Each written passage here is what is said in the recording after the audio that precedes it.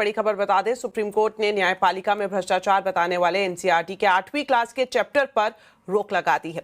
Court ने किताब की सारी कॉपियां जब्त करने के निर्देश दिए हैं। साथ ही एनसीईआरटी के डायरेक्टर और स्कूल के एजुकेशन सेक्रेटरी को भी कोर्ट की तरफ से नोटिस भेजा गया है। डिटेल्स ले लेते हैं, असीम हमारे साथ लाइव जुड़े हुए हैं। तो असीम, ये जो चैप्टर जोड़ने की बात की गई थी, अब किस तरह का संज्ञान कोर्ट की तरफ से लिया गया है, क्या कुछ कहा गया है पूरे मामले पर, बताएं।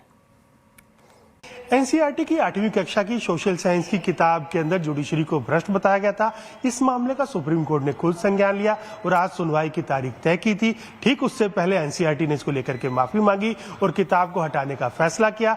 आज जब इस मामले की सुनवाई हुई तो सुप्रीम कोर्ट ने इसको नाकाफी बताया। सुप्रीम कोर्ट ने कहा कि हमें इस मामले में सोची समझी साजिश होने का अनुमान लग रहा है। सुप्रीम कोर्ट ने कहा कि इस मामले की जांच किए जाने की जरूरत है। सुप्रीम कोर्ट ने सरकार को निर्देश दिए कि जो भी चैप्टर है उसको हटा दिया जाए, उसकी जितनी भी कॉपियां हैं किताब की उसको जब्त किया जाए। डिजिटल मीडिया या डिजिटल स्पेस पर जो भी सामग्री है इससे रिलेटेड उसको भी हटाया जाए। सुप्रीम कोर्ट ने ये भी कहा कि जिन लोगों ने ये किताब लिखी है हमको उसके नाम भी बताइए, हम उनके ऊपर उसकी जांच करेंगे। सुप्रीम कोर्ट ने मिनट्स ऑफ द मीटिंग्स भी इसको लेकर के मांगे हैं। इसके साथ साथ सुप्रीम कोर्ट ने जो एनसीईआरटी के डायरेक्टर है उसके साथ साथ स्कूल ऑफ एजुकेशन के जो सेक्रेटरी है उनको भी नोटिस भेजा। उनको कहा, उनसे पूछा कि बताइए आपको कोर्ट की अवमानना का दोषी क्यों ना माना जाए, आपके होते हुए ऐसी गलती कैसे हुई। फिलहाल अब सुप्रीम कोर्ट ने ये सारे डायरेक्शंस पालन करने के लिए सरकार को निर्देश दे दिए हैं और अब सुप्रीम कोर्ट इस मामले की सुनवाई 11 मार्च को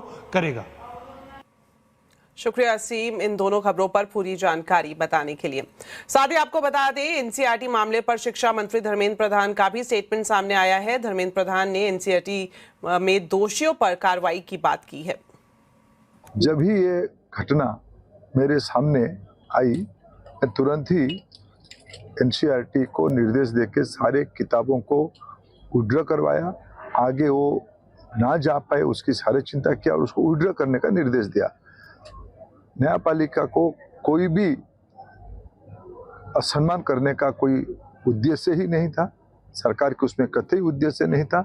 जो घटना हुई है उसको हम गंभीरता से लेते हैं। एनसीईआरटी के ऊपर उसको और इंक्वायरी किया जाएगा।